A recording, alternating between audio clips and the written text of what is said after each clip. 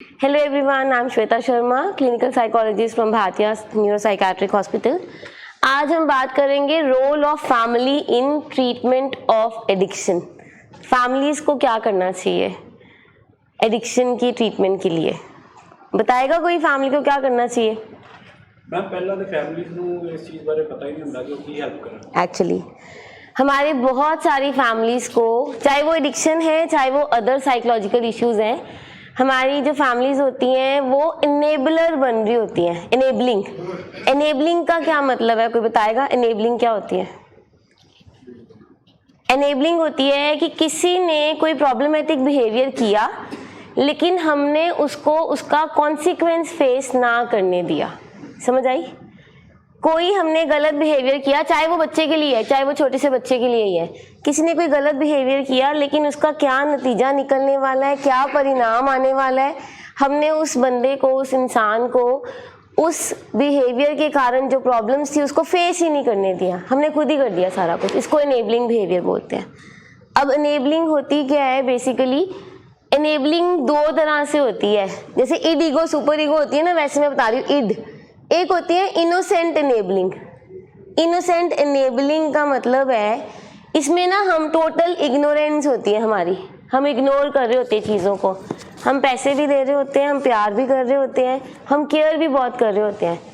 प्यार करना being family members is not wrong, it's very good, but हम unconsciously हमारे पेशेंट के बिहेवियर को इनेबल कर रहे होते हैं। उसका कारण ये है कि हमें खुद को ही नहीं पता होता कि हमें करना क्या है, हमें किस तरीके से अपने अजीज़ की, अपने पेशेंट की हेल्प करनी चाहिए, हमें ये पता ही नहीं होता।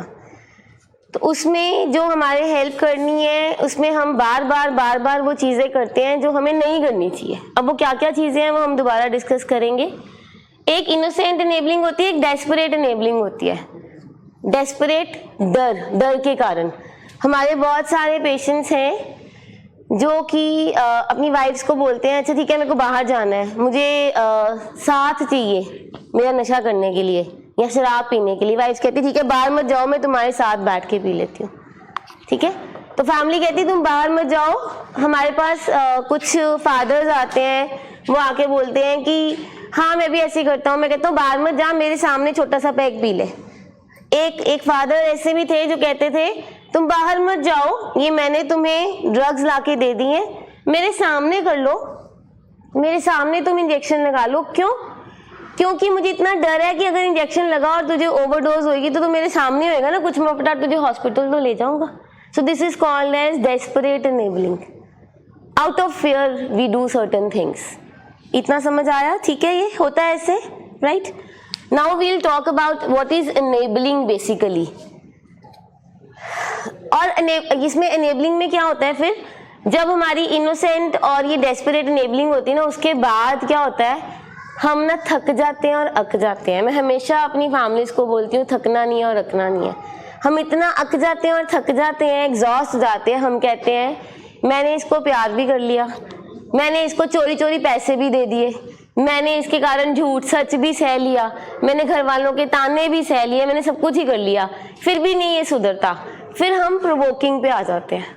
फिर प्रोवोकिंग मतलब हमें लगता है कि हमें अब लाइसेंस है, हमें पूरा हक है इसकी बेइज्जती करने का, इसको बैड वर्ड्स बोलने का, इसकी डिसरिस्पेक्ट करने का। जब हम इनेबल इतना कर चुके होते हैं उसके बाद हम कहते हैं कि अब मैंने इतना कुछ कर लिया, अब मेरे को पूरा हक है कि मैं इसकी बेइज्जती करूं। यहाँ तक कि कुछ फैमिलीज कहती हैं हमें मरदा मरे, कुछ नहीं होता, कुछ नहीं कर सकते, बहुत कुछ करके देख लिया। कई बार फैमिली इतनी फ्रस्ट्रेटेड होती है ना, उसको जब हम बताते हैं कि इतना ट्रीटमेंट है, इस तरीके से चलना है, इंडोर चलना है या आउटडोर चलना है, वो कहते हैं बस हमारी बस है, मरदा मरे, जो तुसी देनी है कोई दवाई दे दो, असि इस तो बात नहीं कर सकते। सो this is how it develops. अब इनेबलिंग में क्या होता है, सबसे पहले इमोशनली वीक होते हैं जी हम। इमोशनली हम खुद इमोशनली वीक हो जाती है फैमिलीज। इमोशनली वीक का मतलब है सबसे पहले तो हम शॉक्ड हो जाते हैं, हम इतने शॉक में चले जाते हैं, हमें लगता है अच्छा मेरा पेशेंट, मेरा अजीज, मेरा हस्बैंड, मेरा ब्रदर, मेरा बेटा ये कैसे नशे में चला गया, ये तो हो ही नहीं सकता, मेरे को लगता ही नहीं है कि ये कभी नशा कर सकता था। हम पहले शॉक में जाते हैं और फिर हम डिप्रेशन में चले जाते हैं एज अ फैमिली। हम खुद इतने डिप्रेस्ड होते हैं, हमारा कंसिस्टेंट मूड रहता है लो, 10 दिन 15 दिन हम बिल्कुल लो मूड में, हमें कुछ अच्छा नहीं लग रहा, लेकिन हमें खुद को नहीं समझ आ रही होती कि करना क्या है। इमोशनली इतने डीप डाउन चले जाते हैं, इतने वीक हो जाते हैं कि हमें नहीं समझ होती कि अब मुझे रीच आउट करना है, किसको रीच आउट करना है, किसको मिलना है, डॉक्टर के पास जाना है कि क्या करना है। हम अपने उसी जोन में ही रहते हैं और हम उसी जोन में क्या करते हैं, एनेबल करी जाते हैं बिहेवियर को कि चलो चलो कर रहा है तो कोई बात नहीं, हम उसको रोकते नहीं है। Then not following through consequences. आप में से कभी किसी ने ऐसा देखा है, सुना है कि कोई एडिक्शन ले रहा है और आपने पैसे किसी और चीज़ के लिए दिए हैं लेकिन वो खर्च कहीं और आया है? होता है कभी ऐसे? होता है ऐसे? बच्चों की फीस होती है या कोई रेंट होते हैं या कुछ भी होता है, हमने यूज़ कहीं और कर ली उस मनी को। हम क्या करते हैं, बीइंग फैमिली उसको बोलते हैं अगर तूने ऐसा अगली बार किया तो फिर मैं तेरे को कभी ज़िंदगी में पैसे नहीं दूंगा। फैमिली बोलती है, फादर, पेरेंट्स, वाइफ्स, सब लोग बोलते हैं। लेकिन जो हम कहते हैं वो हम करते ही नहीं है, हम उसको वो कॉन्सिक्वेंस कभी नहीं देते, हम खुद ही नहीं फॉलो करते उस चीज़ को। बीइंग फैमिली मेम्बर्स क्यों नहीं करते? क्योंकि हमें लगता है नहीं ये तो ठीक है, एडिक्शन में है, होगी एक बारी गलती, दोबारा से नहीं करेगा। जब तक हम कॉन्सिक्वेंस नहीं देंगे, हमने या तो हम कोई बात करें ना, और अगर हमने अपने अजीज से, अपने पेशेंट से कोई बात की है तो we have to stick to that thing. कहीं अगर तुमने अगली बार ये चीज़ की तो फिर मैं तुमसे ये चीज़ ले लूँगा या कर लूँगा। बहुत सारे आपने सुना होगा, पेरेंट्स कहते हैं तेनों बेदखल कर देना है, तेनों बाहर ही काट देना है। वो होता कुछ नहीं है, क्योंकि हम अनेबल ही कर रहे होते हैं। हमने जो कहा होता है उसका कोई वैल्यू नहीं होती, उसकी कोई बात ही नहीं होती है। देन अवॉइडिंग द इशू, ये सबसे इम्पोर्टेंट है। हमें पता होता है कि पेशेंट ने कोई नशा करा हुआ है या वो नशा कर रहा है या उसमें फंस रहा है, लेकिन हम उस मुद्दे पे बात ही नहीं करना चाहते। क्यों? क्योंकि इसका रिएक्शन क्या होएगा, लड़ाई हो जाएगी, घर च लड़ाई पै जानी है जो मैं कोई गल की थी। एंड एक और बात होती है, fear of losing your loved one भी होता है कि अगर मैंने ऐसा कुछ बोल दिया तो ये कुछ कर ना ले। बहुत सारी फैमिलीज में होता है, जब पेशेंट एडिक्शन में होता है ना, वो कहता है जी मैंने रोका तो मैं हूँ मर जाना जे, मैंने सुसाइड कर लेनी है, मैंने अपने आप को मार लेना है, या मैंने ऐसे कर लेना है, मैंने घर से भाग जाना है। तो हमें वो फेयर होता है कि कहीं वाकई पेशेंट ऐसा ना कर ले, जबकि हमें ये पता है कि वो इस टाइम पे बीमार है, उसका बीमार दिमाग है। मैंने एक बार ही एक्सप्लेन किया था कि पेशेंट की नहीं सुननी होती। पेशेंट्स भी हैं यहाँ पे, फैमिलीज भी हैं, फिर भी मैं बोल रही हूँ पेशेंट की नहीं सुननी होती, क्योंकि उनकी मर्जी बीमार होती है ना उस टाइम पे, उनकी कैपेसिटी नहीं होती कोई भी डिसीजन करने की। तो हम सिर्फ इस चीज़ के कारण कि लड़ाई झगड़ा ना होए घर में, हम उस इशू पे बात ही नहीं करना चाहते। This is again our enabling behaviour. Then comes brushing things off. Brushing things off का क्या मतलब है, कोई बताएगा मुझे? पंजाबी च कहते पर्दे पाई जाने, पर्दे पा देने चीज़ों के ऊपर। पर्दे किद्दां पा देने? माएँ अपने बच्चों के गलत बिहेवियर पे अक्सर पर्दे डाल देती हैं, वो जान के नहीं डालती हैं। कोई माँ है ऐसी जो चाहती है उसका बच्चा बीमार होए? बताओ मुझे, कोई माँ चाहती है उसका बच्चा एडिक्शन में जाए या बीमार होए? वो पर्दे सिर्फ अपनी इनोसेंट एनेबलिंग के कारण डालती है, क्योंकि उनको लगता है कि ये मेरा प्यार है, मेरे प्यार है, मैं प्यार करूँगी, प्यार से समझाऊंगी तो मेरा बच्चा मान जाएगा, ये ऐसा बिहेवियर नहीं करेगा, ये इस तरीके की प्रॉब्लम में नहीं जाएगा। तो वो पर्दे डालते रहते हैं। वो क्या होता है कि जब इंजरीज हुई होती है ना, तो वो उसको ब्रश ऑफ कर देते हैं कि ये जो इंजरी हुई है ये तो मैं गिर गई थी इसलिए मुझे इंजरी हुई थी, ये तो मेरा पैर फिसल गया था, मैं बाथरूम में गिर गई थी। किसी के ब्लू मार्क्स होते हैं, जबकि हुआ क्या होता है कि बिकॉज ऑफ एडिक्शन हम इतना इंटॉक्सिकेटेड उसमें होते हैं और इन्फ्लुएंस होते हैं कि पेशेंट जो है हाथ भी उठा लेता है, मार भी देता है, लेकिन हम उस इश्यू को कभी राइज नहीं करते हैं, बाहर नहीं निकालते हैं, बात नहीं करते हैं किसी से। क्यों? क्योंकि वो हमें पता ही नहीं होता, अब इनोसेंटली हम एनेबल करी जा रहे हैं उसके बिहेवियर को, क्योंकि हमने एक बार ही नहीं बात की तो उसको लगता है ये नॉर्मल है, इट्स ओके, ये तो मैं कर ही सकता हूँ, मेरे पास लाइसेंस है गुस्सा करने का। मेरे पास लाइसेंस है बैड बिहेवियर करने का, बैड वर्ड्स बोलने का। इसके अलावा लिंगर ऑन द थिंग्स, हम भी बीइंग फैमिली मेंबर्स पोस्टपोन करते रहते हैं। वही बात है, माएँ पर्दा डालती हैं कि मेरा प्यार है, या बीवियां पर्दा डालती हैं कि मेरा प्यार है। इग्नोरिंग प्रॉब्लमेटिक बिहेवियर का क्या मतलब है? इसका मतलब है, फॉर एग्जाम्पल, आपको पता है कि आपका पेशेंट कोई ड्रग्स ले रहा है या अल्कोहल ले रहा है, माओ को बच्चों की पॉकेट्स में से कुछ स्टिकी चीजें दिखती हैं, मिलती हैं, टबैको के पाउचेस मिलते हैं, या अगर मैं कहूँ तो पेशेंट कहता है मैंने शराब नहीं पी है, लेकिन उसकी पॉकेट में से बियर बार की रिसिप्ट मिल गई है। हमें वो चीज़ें मिल गई हैं, लेकिन फिर भी हमने इग्नोर कर दिया कि चलो कोई बात नहीं, हम ठीक कर लेंगे, हम मैनेज कर लेंगे। जैसे पेशेंट डिनाइल में होता है ना, पेशेंट डिनाइल में होता है कि मैं खुद को अपने आप मैनेज कर लूँगा। In the same way family भी डिनाइल में होती है कि हम अपने मरीज को खुद से मैनेज कर लेंगे, हमारा प्यार इतना है, हमारी परवरिश इतनी अच्छी हुई है, हमने इसको ठीक कर लेना है। So that also enables the behavior of the patient.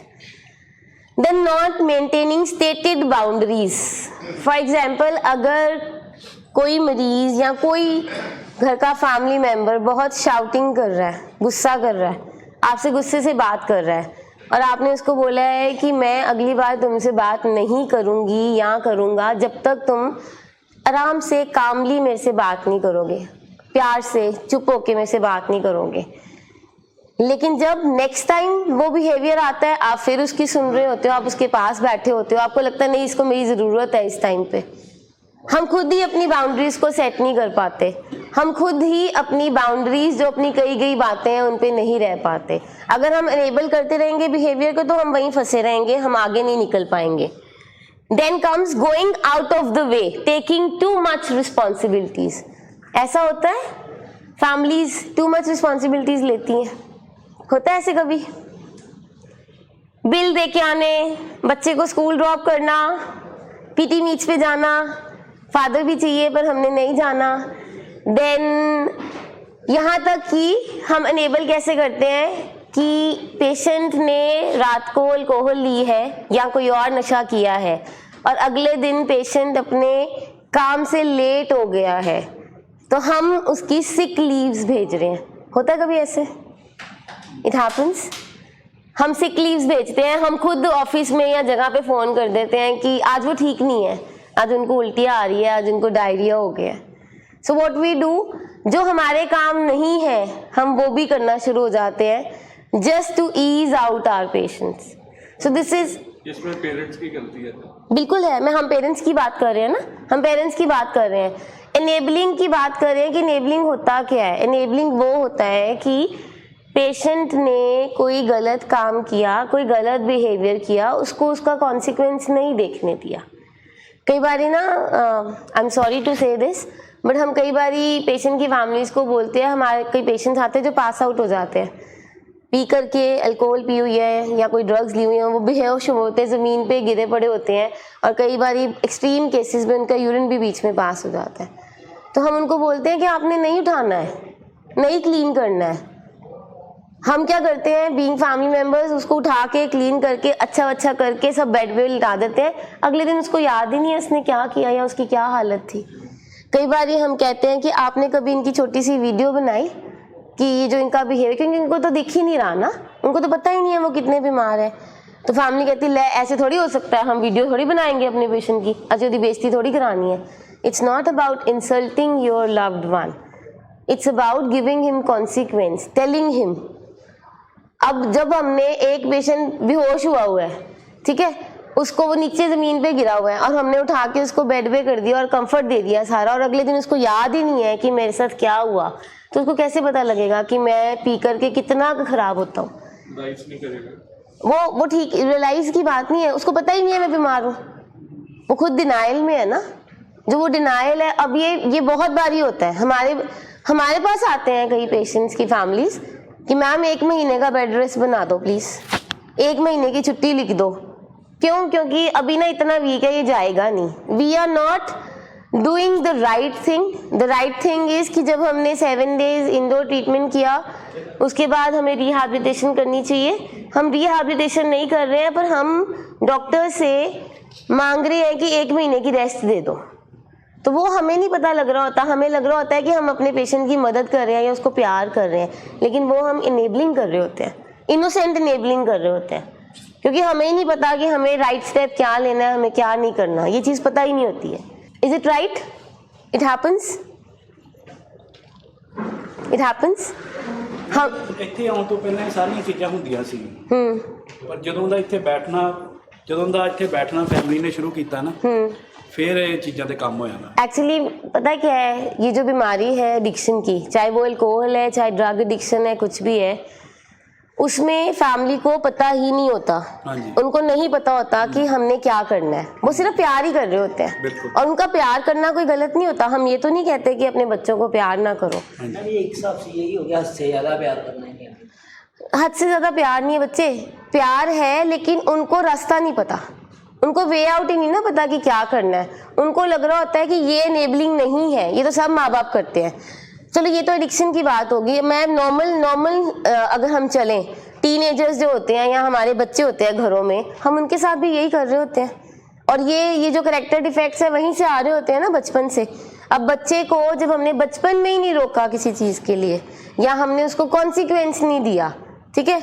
अब एक बार एक पेरेंट्स आए, वो कहते जी इसने ना फर्स्ट टाइम क्या किया था, इसने अपने रिपोर्ट कार्ड पे अपने आप साइन कर लिए थे, ये अच्छे नहीं थे इसके, लेकिन साइन करके चला गया। तो मैंने मैम उस टाइम पे उसको बड़ा नहीं समझा, मुझे लगा ठीक है इट्स ओके, तो मैंने कुछ भी नहीं कहा, बस मैंने आराम से उसको समझा दिया आगे से नहीं करना। और उसके बाद मुझे नहीं पता था, आज 5 सालों बाद ये बिहेवियर यहाँ तक आ गया है कि उसके साथ एड ऑन कितने झूठ आ गए हैं ज़िंदगी में। तो अब मुझे लगता है कि 5 साल बाद ट्रीटमेंट की ज़रूरत है। तो जब हमने पहली बार नहीं रोका, जब हमने पहली बार उसको कन्फ्रंटेशन, इसके बारे में हम नेक्स्ट टाइम बात करेंगे क्योंकि ये बहुत लंबी बात हो जानी है।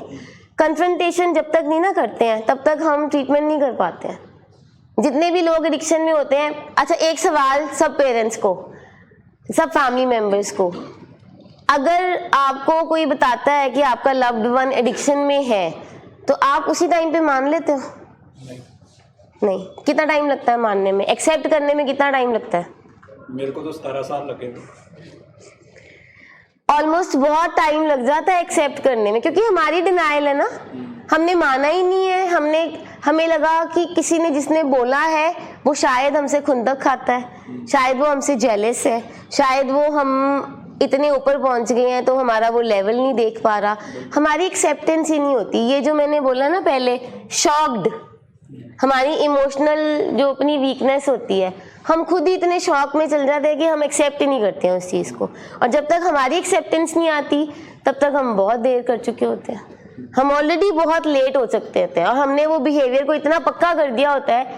अच्छा हम ही कहते हैं कि ये बिहेवियर था और हम ही कहते हैं अब ये बिहेवियर ठीक क्यों नहीं हो रहा, इतना टाइम क्यों लग रहा है। मतलब we have to unlearn our behaviours. मरीज को भी अनलर्न करना पड़ेगा और फैमिलीज को भी अनलर्न करना पड़ेगा।